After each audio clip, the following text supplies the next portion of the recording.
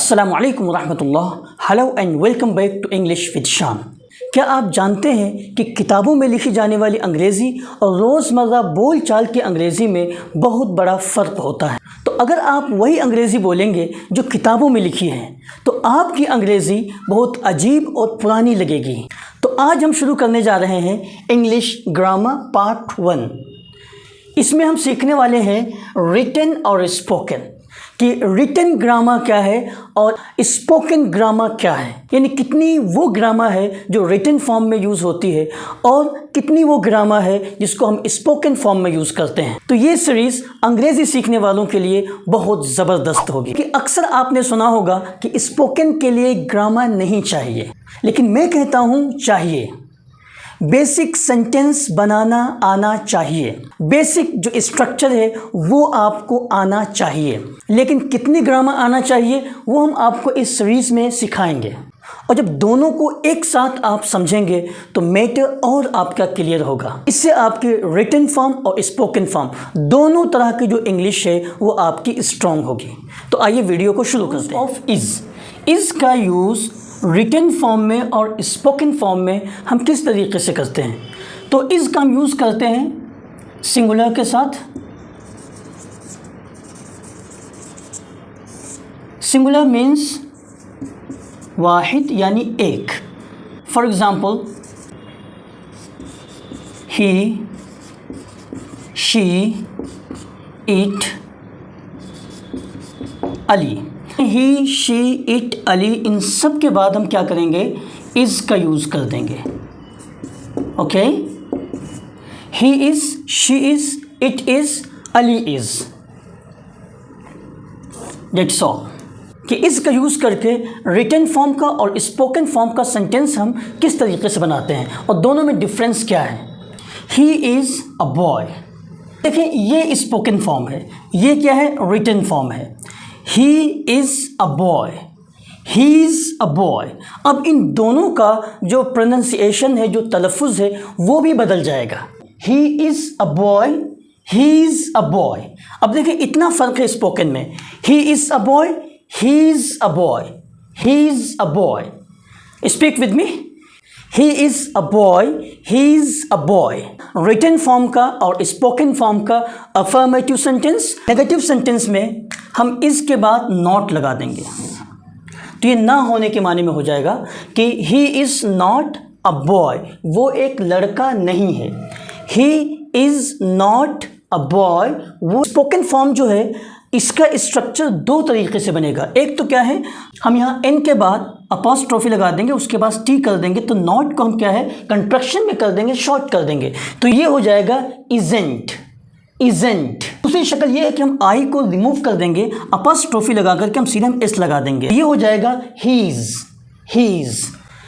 He isn't a boy, he is not a boy, he isn't a boy, he is not a boy. ये हो गया negative spoken form और written form.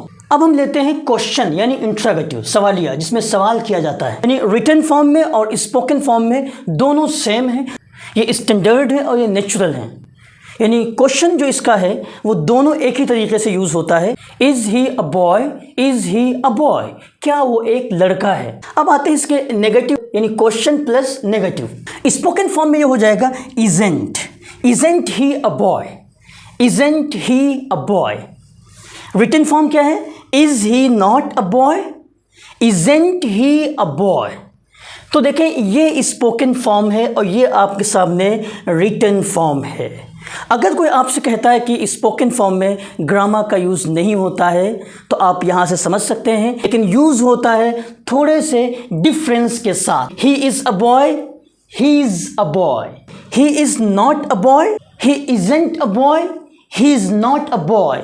दोनों तरीके से आप स्पोकन फॉर्म में इस्तेमाल कर सकते हैं, यूज़ कर सकते हैं। Is he a boy, is he a boy, दोनों सेम है, दोनों पे एक्सरसाइज कर लें, दोनों स्टैंडर्ड हैं, रिटन फॉर्म वाला भी और स्पोकन फॉर्म वाला भी। यानी क्वेश्चन प्लस नेगेटिव।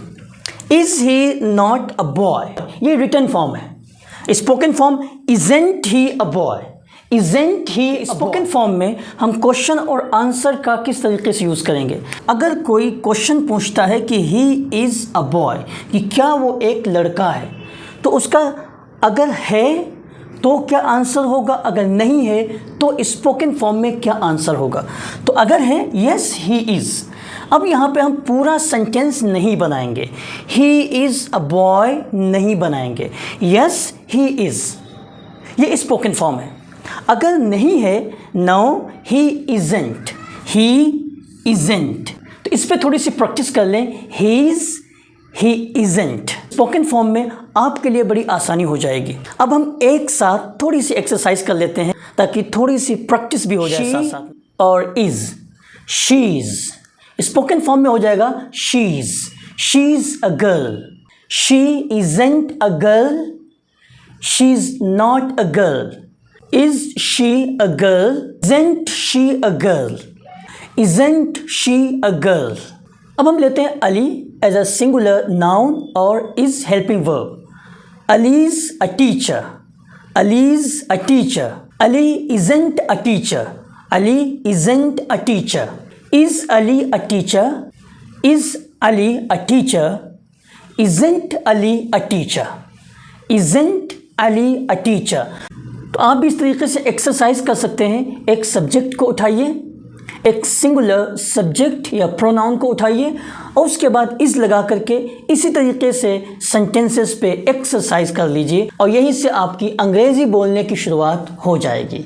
तो अगर आप बेहतरीन अंग्रेज़ी सीखना चाहते हैं तो हमारी इस सीरीज़ को ज़रूर देखें और पूरी सीरीज़ देखें, साथ साथ में एक्सरसाइज करते चलें ताकि इंग्लिश की जो जर्नी आपकी है वो आपके लिए आसान हो सके। थैंक यू सो मच, जज़ाकल्लाह खैर।